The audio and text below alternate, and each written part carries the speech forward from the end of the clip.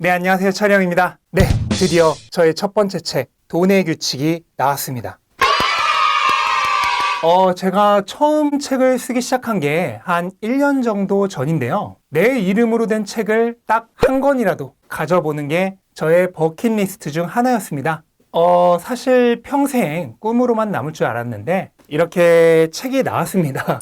정말 신기하네요. 바쁘신 분들을 위해서 빠르게 이 책이 어떤 내용을 담고 있는지 핵심만 요약해서 소개를 드리도록 하겠습니다. 일단 보시면은 책 제목에 돈의 규칙이라고 써 있죠. 그리고 돈은 당신의 명령을 기다린다 이렇게 써 있는데요. 늘 우리가 고민하고 있는 게 있죠. 나는 분명히 열심히 살고 열심히 돈을 모으고 있는 것 같은데 왜 나는 이렇게 돈이 모이지 않을까? 나는 분명히 열심히 하고 있는데 왜 내가 돈을 모으는 속도보다 집값이 오르는 속도가 훨씬 빠르고 주식 오르는 속도가 훨씬 빠를까? 왜 나는 이렇게 돈이 없을까? 라는 고민을 다들 한 번쯤 해보셨을 겁니다. 그런데요. 그거는 우리가 열심히 살지 않기 때문이 아니에요. 우리는 다 열심히 삽니다. 이 영상을 보고 계신 여러분들도 분명 열심히 살고 계실 겁니다. 열심히 일하고 열심히 돈 벌고 그래서 열심히 모으죠. 그런데도 돈이 안 모이죠. 저는 그 이유가 우리가 열심히 하지 않기 때문이 아니라 단순히 규칙을 모르고 있기 때문이라고 생각을 합니다.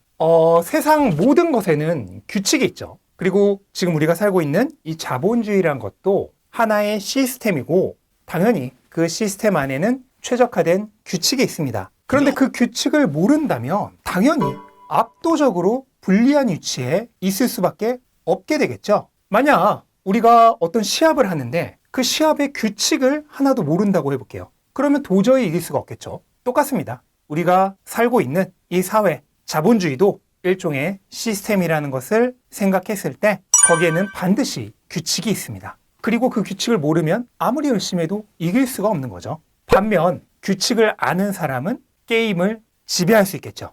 그래서 여기 보시면 부제가 돈은 당신의 명령을 기다린다. 이게 바로 그 의미입니다. 규칙을 알면 돈에게 명령을 내릴 수 있겠죠. 그리고 명령을 내린다는 것은 곧 지배한다는 얘기입니다. 그리고 이 책은 바로 그 내용을 담고 있는 거죠.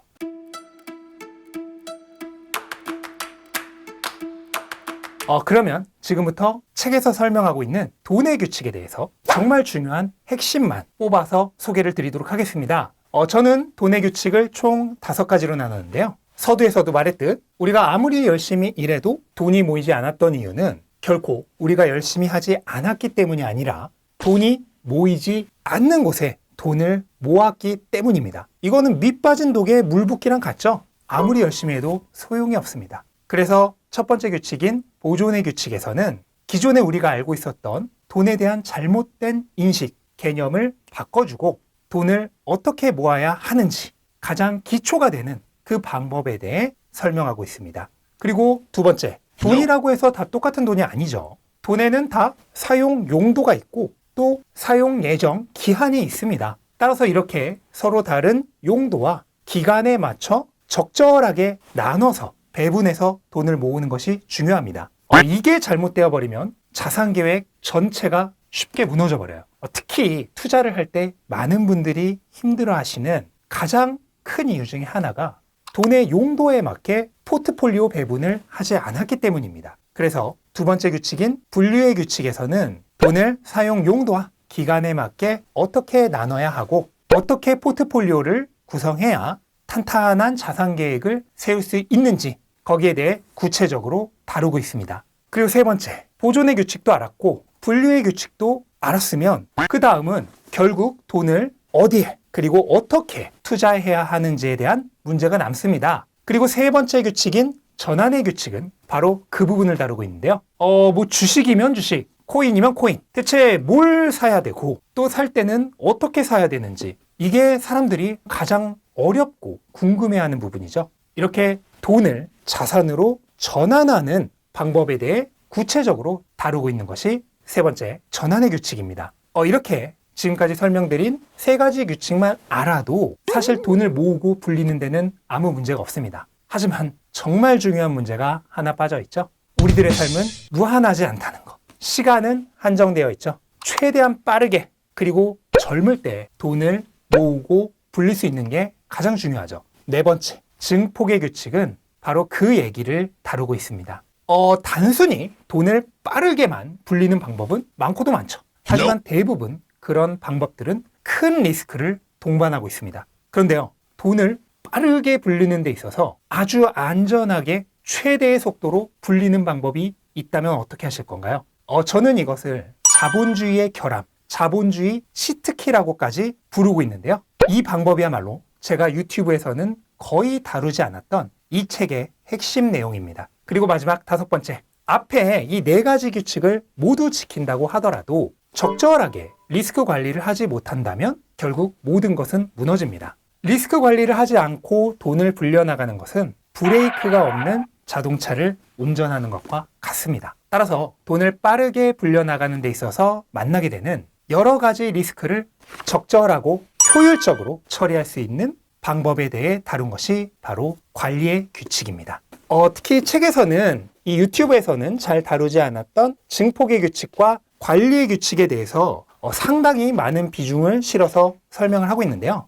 그만큼 우리가 빠르게 부자가 되는 데 있어서 가장 중요한 부분, 핵심이 되는 부분이라서 많은 비중을 할애했고요. 또 유튜브에서는 거의 다루지 않았던 내용이기 때문에 빠르게 부자가 되는 증폭의 규칙과 관리의 규칙을 배우고 싶으신 분들이라면 꼭 돈의 규칙을 한번 사서 읽어보셨으면 좋겠습니다. 근데 제가 방금 돈의 규칙의 순서로 보존, 분류, 전환, 증폭, 관리 이렇게 5가지를 설명을 드렸는데 실제 책에서는 순서가 조금 바뀌었어요. 이건 실수가 아니고요. 의도적입니다. 아무래도 책을 읽을 때는 조금 더 관심 있고 재밌는 내용이 앞에 나와야 더 흥미있게 그리고 집중해서 책을 읽을 수 있잖아요. 그래서 더 재밌는 부분을 일부러 조금 앞으로 뺐습니다. 그래서 의도적으로, 전략적으로 순서를 바꿨고요. 근데 사실 상관없습니다. 이 5가지 규칙은 제가 굳이 순서를 나누게 했지만 실제로는 순서가 없습니다. 5가지가 다 동등하게 중요하고요. 어느 게 먼저랄 것이 없습니다. 그래서 본인이 조금 더 잘 읽히고 조금 더 관심 있는 부분 아무거나 먼저 읽으셔도 상관이 없습니다. 그리고 책에서는 이 돈의 규칙뿐만 아니라 돈을 모으고 불리고 또 투자하는 데 있어서 도움이 되는 여러 가지 지식이나 노하우들도 많이 담고 있으니까요. 돈에 관심 있으신 분들 그리고 투자에 관심 있으신 분들이라면 누구나 다 재밌게 읽으실 수 있는 책입니다. 그래서 이 책을 읽고 나시면 돈의 규칙을 이해하고 자본주의 시스템을 이용해서 돈을 빠르게 불려나가는 방법을 알게 되실 겁니다. 영화 매트릭스에 보면은 주인공인 네오가 이 빨간 약을 먹고 나서 메타버스 세계에서 딱 깨어나서 진짜 세계를 알게 되는 장면이 있죠. 그것과 마찬가지로 이 빨간 책을 읽고 나시면 그동안 잘못 알고 있던 돈의 세계에서 깨어나서 제대로 된 진짜 돈의 세계를 보실 수 있게 되실 겁니다. 그렇게 되면 늘 돈에 대해 부족함을 느끼고 결핍감을 느끼던 원래의 삶으로는 다시는 돌아가지 않게 되실 겁니다. 돈의 규칙을 완전히 이해하게 됨으로써 돈에게 명령을 내리는 삶을 살 수 있게 되실 겁니다. 저는 최대한 많은 분들이 그런 삶을 살게 되기를 진심으로 바라고 있습니다. 돈은 항상 우리 곁에 있었습니다. 우리가 명령을 내릴 줄 몰랐기 때문에 우리를 따르지 않았던 거죠. 저의 첫 번째 책, 돈의 규칙을 읽고 돈에게 명령을 내리는 삶을 살아보시는 건 어떨까요? 내 이상 돈의 규칙의 저자 철이형이었습니다. 감사합니다.